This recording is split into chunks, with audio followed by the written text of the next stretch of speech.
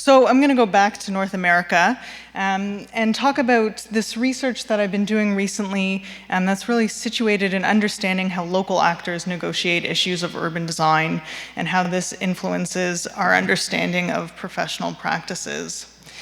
So as we've heard this morning, there's really been an increasing interest in the influence of global processes on the production of urban form, whether related to capital flows, austerity measures, or entrepreneurial governance strategies. And these global practices are seen as shaping urban design practices and outcomes despite the fundamentally local nature of urban development.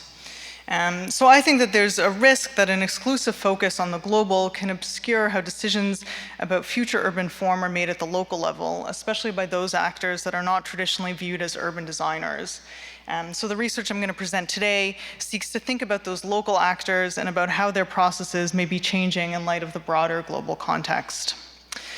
This work came out of research I did on private and public sector urban designers, which examined how these actors negotiate and construct their expertise, especially in the context of a diminishing public sector capacity.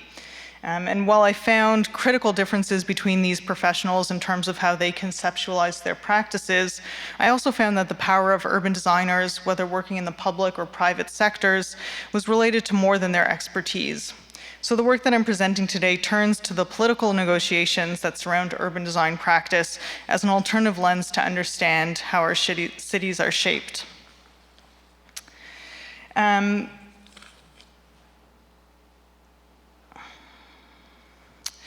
So this work is informed by several overlapping bodies of research. The first are understandings of professional urban design practices, which have often fluctuated between either a black box approach, or the understanding where urban design is an artistic or creative moment, and a glass box approach, a rational process where actions follow logical steps, with little investigation really into the complexity of these processes.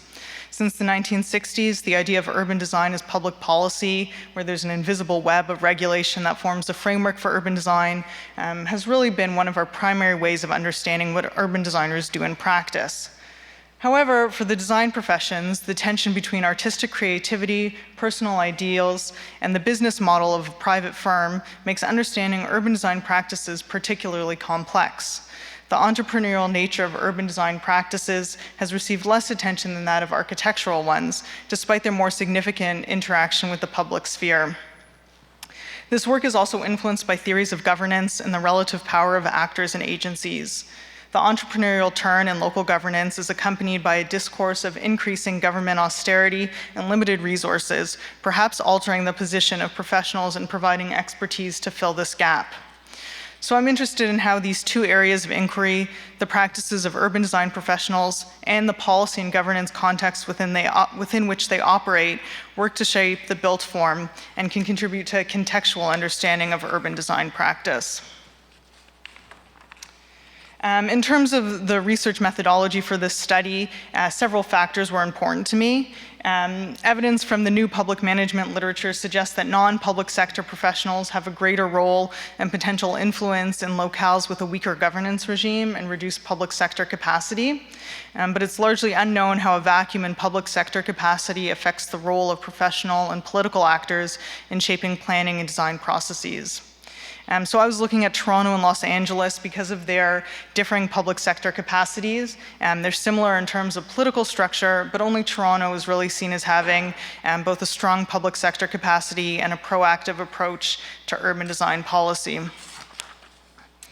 So I was looking at case study projects in each city based on several criteria, including significant public and private sector investment, critical acclaim, public interest in the project, and a wide range of public and private sector participants. So using these criteria, I looked at Yonge Dundas Square and Downsview Park in Toronto, and LA Live, the Staples Center, and Grand Park in Los Angeles. So 2 public spaces and 2 large park projects. And this research is based on interviews with about 46 actors in both cities, primarily with urban designers, but also with planners, political actors, and those in the development community. So my findings show that there are what can be conceptualized, I think, as both established and emerging forms of political contestation and engagement in urban design processes. Certain types of political negotiation and urban design processes are more transparent and have received more attention, at least in the political science literature, if not commonly applied to urban design practices. And I refer to these as the established side of these spheres of influence. In contrast, this work also shows that there are also what can be termed emerging practices, such as pro bono consulting and paying for priority in plan making. These emerging practices can be seen as reshaping our understanding of contemporary urban design practice and the meaning of urban design policy and governance. So for the sake of time, I'll focus more on the emerging concepts, but just to briefly touch on some of the established practices. As you can see in this quote, professional urban designers and planners described councils and council offices as having a strong role in urban design decision-making. This was partially exacerbated by ward courtesy, or the tacit understanding that the local councillor directs what occurs in his or her ward. And as we've heard this morning, a different case from the Vancouver at-large system. Despite the capacity differences between the two cities, the political system could often undermine comprehensive strategies through decision-making at the council level. I was also interested in the role of lobbyists in these decisions related to urban design projects and practices.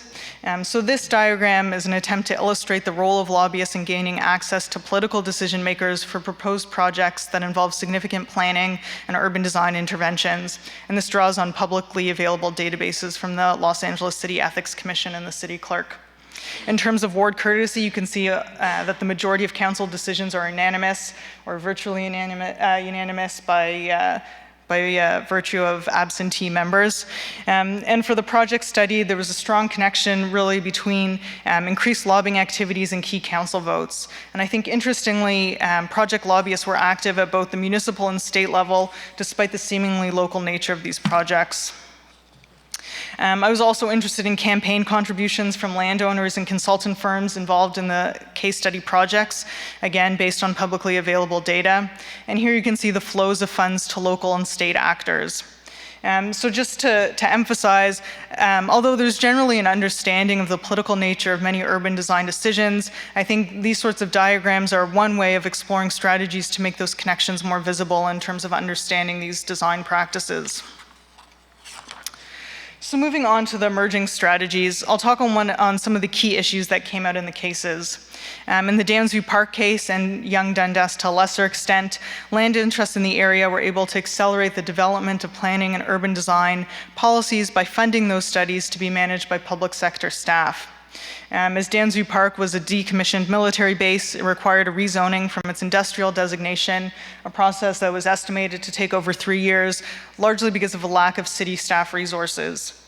To ensure that the policies were in place to enable the sale of development lands, Park Dansview Park, the development corporation, paid for 3 city staff to be taken offline and work exclusively on a Dansview area secondary plan amendment, as well as for consultants to be hired by the city to complete an area study and urban design guidelines. While the intention was for the funder, in this case the Park Development Corporation, to have no involvement with the creation of these plans, the difficulty of maintaining that distance was apparent and exacerbated by conflicting goals. The notion of paying for planning was problematic and created certain expectations from the private parties that funded it. There were dissenting views across the range of actors as to the involvement of the funders in this process. And while the consultants insisted that they were responsible only to their municipal contacts, other actors acknowledged the difficulty in maintaining this relationship. As one city designer stated, the funders had a lot of trouble with the concept that the city is actually driving the process. We had some sympathy for it because they were paying the bills, but we made it very clear that the city is driving the bus, we are in control of the consultants. Notwithstanding that, they kept calling our consultants up and trying to mold some of the things that they were doing, which was very, very problematic for us. In the cases where the private sector paid for the city to either undertake policy activities directly or manage outside consultants completing the work on behalf of the city, the motivation was often explicitly stated as for the purpose of capitalizing on building cycles or concern about missing development opportunities.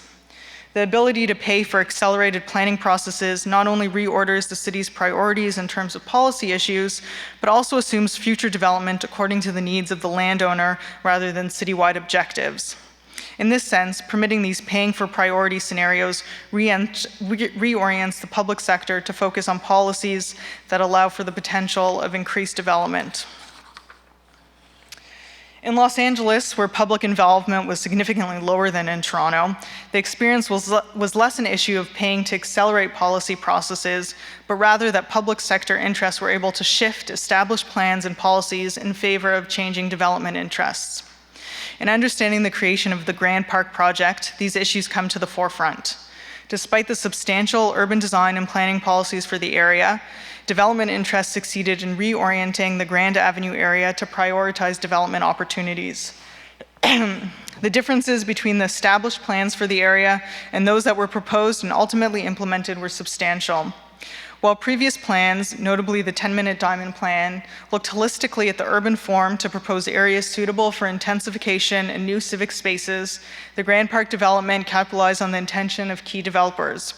As one consultant described, "I don't think the developer gave it the thought that we had. What has Los Angeles historically been? What is it topographically suited for? And how did it organically grow?